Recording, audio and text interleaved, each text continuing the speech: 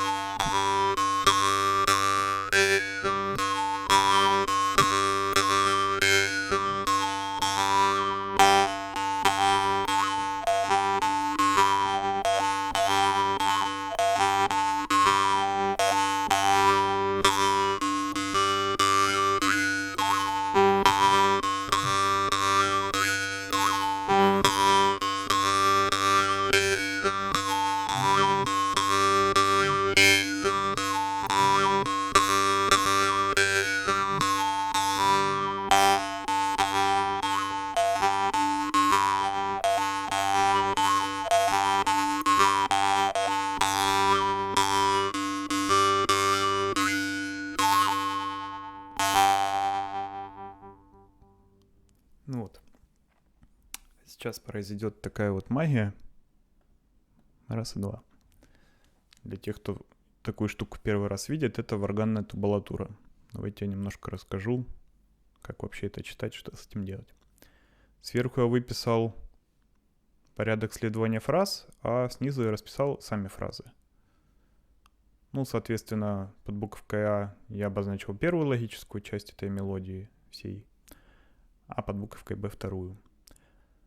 Соответственно, циферки рядом, прям с буковками, это фразы, которые как бы в этих логических частях участвуют. Далее, значит, вертикальными штрихами, вот этими черточками я разделил такты. Как правило, в этой мелодии все-таки по 3 доли внутри каждого такта.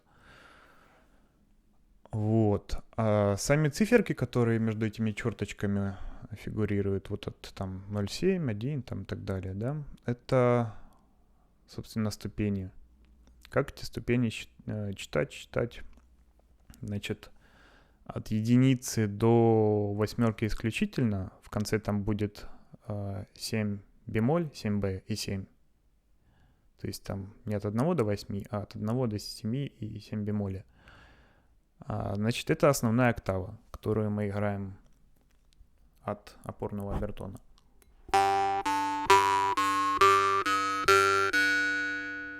Дальше уже идет следующая октава с более высокими обертонами. Там обозначается обертона, вот, например, с префиксом с двойкой.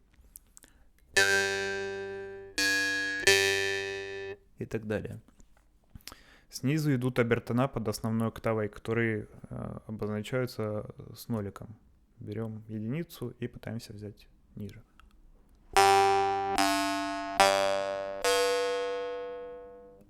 Вот. Соответственно, давайте здесь посмотрим. Я вам сразу подскажу, что то, что обозначено 21, это первый обертон от следующей октавы за основной, то есть с высокими обертонами. Это получается 9-й обертон, если мы за единицу считаем опорный. Вот, то есть тут всего один такой высокий обертон. А 0,7 это обозначен как раз обертон ниже опорного на единицу. Это будет как раз закрытый. Вот я беру открытый, беру закрытый, ниже.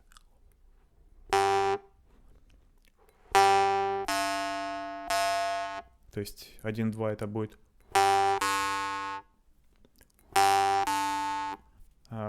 Вниз наоборот. Вот. Значит, что еще здесь присутствует? Прочерки — это как бы паузы с одной стороны, с другой стороны здесь есть круглые скобки. Это означает то, что все обертона, все ступени, которые располагаются внутри этих скобок, должны быть взяты на один удар. Соответственно, то, что без скобочек, просто и отдельно стоящие циферки, это берется на один удар, просто одна ступень. А если получается, если прочерки и все это стоит внутри скобочек, значит мы тянем как бы один обертон несколько долей. Вот. Ну, соответственно, сверху эти фразы нарисованы, в каком они порядке идут. Я там не заморачивался, просто написал x2, x3, что значит повторить 2 раза, повторить 3 раза. Далее. Вариации я в этой табулатуре не писал, сразу говорю. Тут выписан один из основных вариантов как бы мелодий, то есть наименее вариативный, скажем так, на которые можно опираться. Вот, теперь, значит, про саму мелодию, какие в ней есть хитрые места или подлости. Я сам с ней толком разобрался, когда сел именно начал выписывать уже сейчас, хотя обычно я мелодии как бы играю, ну, относительно с наскока. Некоторые играю я с наскока. Подлости следующие. Во-первых, она, значит, вот на эти как бы 6/8, которые 3 шага в двух, ну вот видно, да, раз, два, три, раз, два, три, раз, два, три, раз, два, три. И в ней довольно много, если вы посмотрите на фразировку, начинается со слабых долей. То есть вот видно, да, там, значит, такт заканчивается от предыдущей фразы, так, там, допустим, пятерка. И вот я смотрю на А1. Пятерка, открывается вот эта лига, которая берется, и там же А2, то есть я должен, получается, топнуть на как бы продолжение звука, которое я не должен взять на удар, а просто должен протянуть. При этом тут должен начаться такт, и следующую как бы долю я должен сыграть вот посередине фразы. То есть там начнется новая ступень. Вот, таких мест тут, ну, так, нормально, если посмотреть, да. И это становится понятно, когда вы, собственно, начинаете эту мелодию расписывать. То есть, если вы ее просто играете на слух, вроде как такое незаметно. Это первый момент. Второй момент, во второй части, если посмотрите, там вот есть всякие интересные штуки, типа там 0702, 07023 и так далее. Я бы не сказал, что это сильно типичные сочетания, ну, то есть не сильно типичные последовательности обертонов, которые встречаются, в принципе, как бы вот, ну, в мелодиях. И, возможно, если вы именно такие последовательности как бы не играли, вы можете на них немножко заткнуться. То есть вам нужно будет эти последовательности предварительно отдельно проработать. Может оказаться, что у вас нету именно мышечной памяти именно на эти штуки. И у вас горло вот не может в таком порядке переключаться. Это нужно отдельно как бы решить этот вопрос. Вот. Что еще здесь есть? Ну вот есть, видно, что вот в первой части, где там есть вот это, значит, типа вступление из одной ступени всего, которое начинается там в конце уже такта. Есть последняя фраза, это как бы закрывающая, она особняком стоит. И аналогично, на самом деле, во второй части тоже есть такие, как бы, там закрывающая есть фраза и такая кусочек вводный. Вот она не звучит как интро, это просто кусочек такой вот. Собственно, дальше на самом деле что нужно делать? Во-первых, я могу сыграть эту мелодию всю целиком медленно. Допустим, один раз. Давайте.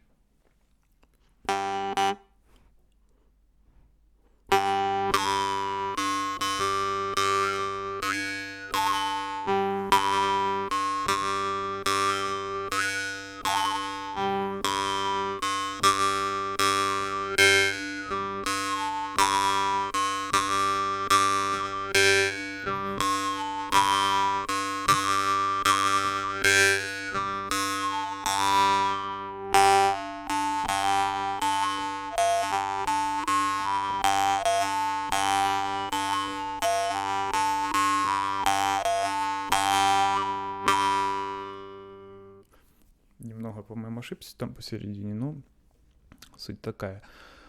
А дальше нужно, собственно, повыделять фразы. Они же у меня вроде тут как расписаны, но ввиду того, что мелодия вся такая как бы кособокая, вот есть вот эти вот там между долями лиги, проще всего ее, конечно, поначалу будет разучивать, там, брать группу фраз по смыслу, ну, как бы, связанную вместе, вот, по звучанию, и играть ее.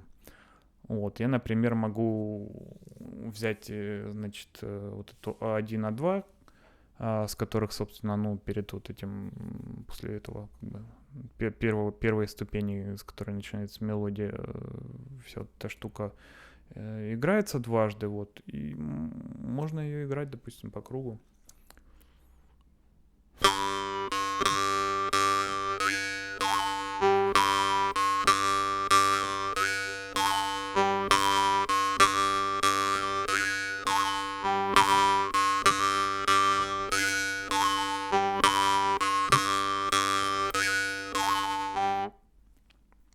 Тут все довольно хорошо в том плане, что фраза логически это ну, вот эти две фразы, они хорошо степлены и завершаются. Так что, в принципе, можно играть целиком, и если проблем нету, то, в принципе, этого достаточно. Если есть проблемы, то можно попытаться поделить, соответственно, ну, играть эти фразы, как они записаны тут. Единственное, да, вот эти лиги, они как бы вам наделают проблем.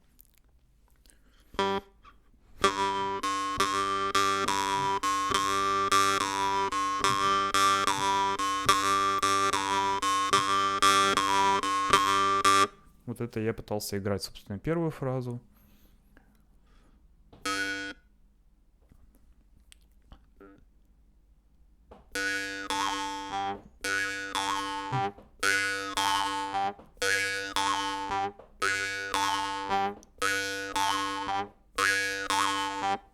Ну, соответственно, вот так играется вторая.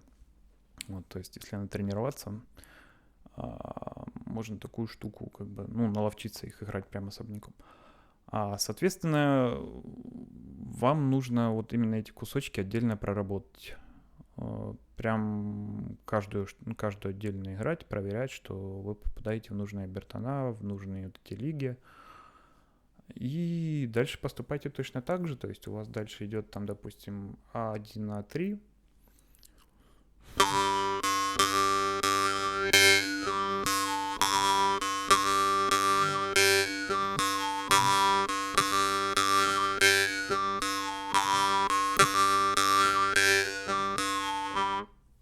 Вот. Допустим, если третью попытаться отдельно сыграть.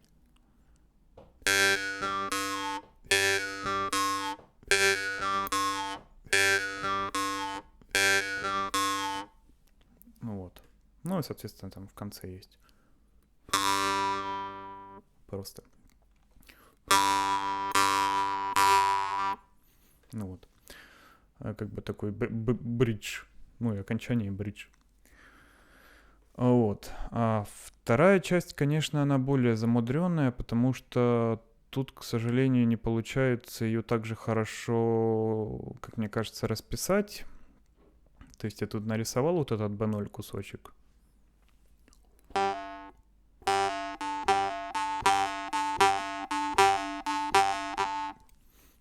Вот, но он все-таки довольно сильно связан с фразами, которые идут дальше. И, допустим, вот в первой части всей этой мелодии там просто стоит эта единица.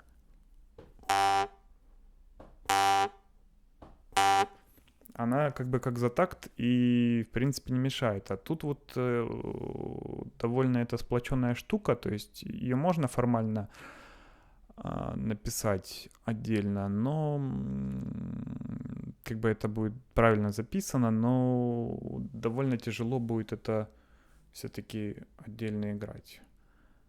Вот, ну давайте дальше поиграю.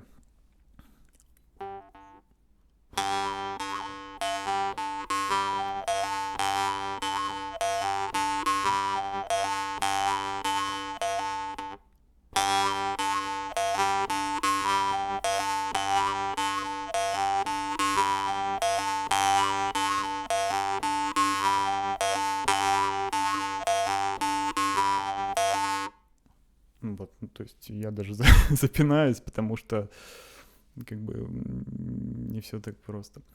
Вот. Ну и, соответственно, с этим кусочком это будет.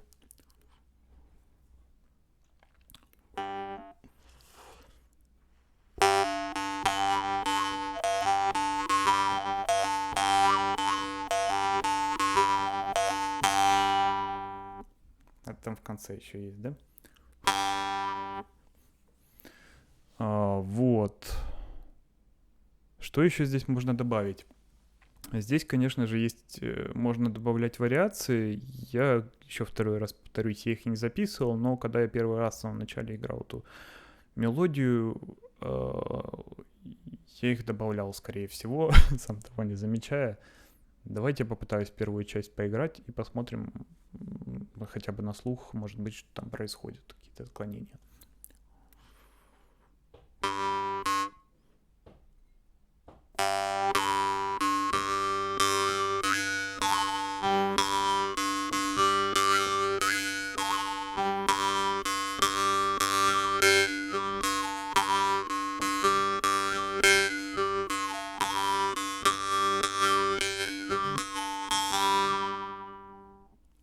Вот, ну то есть тут можно, в принципе, заметить, что я начинаю отдельные ступени менять, начинаю добавлять лишние, опять же, удары. Вот, и тут, наверное, нужно обратиться, по-моему, где-то у Владимира Маркова было довольно хорошее видео, правда, оно было про русскую музыку, про русский орган.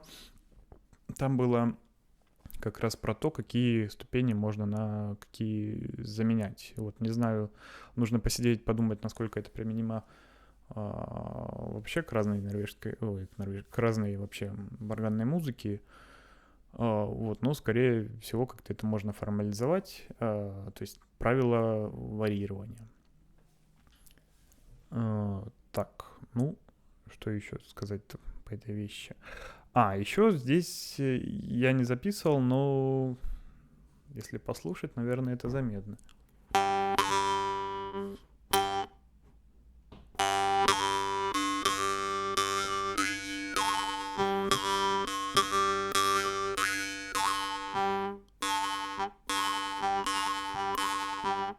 Тут есть вибрато, его много, и оно такое, то есть оно на грани между вибрато и таким быстрым лигованием с другими нотами, то есть такое довольно тонкое. Вот. Еще могу посоветовать, ну это как всегда, в принципе, попробовать эту штуку поиграть с метрономом. Будет полезно, причем она медленная, поэтому должно получиться довольно хорошо. Вот, ну давайте я, в принципе, еще один раз сыграю, просто как бы целиком для галочки.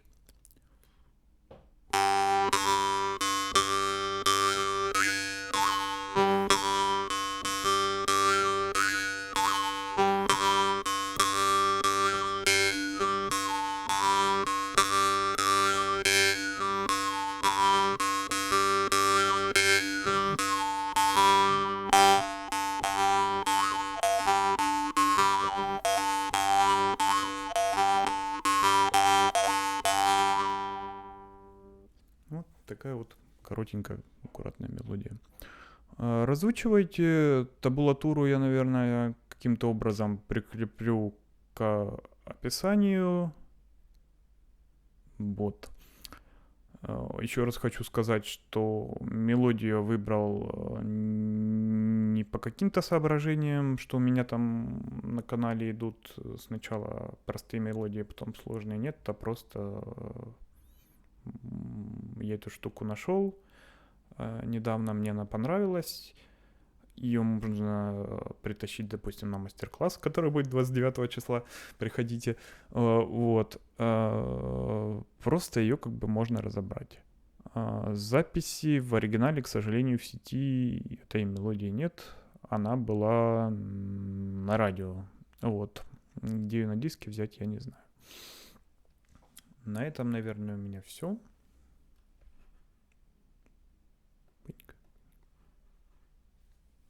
Пока.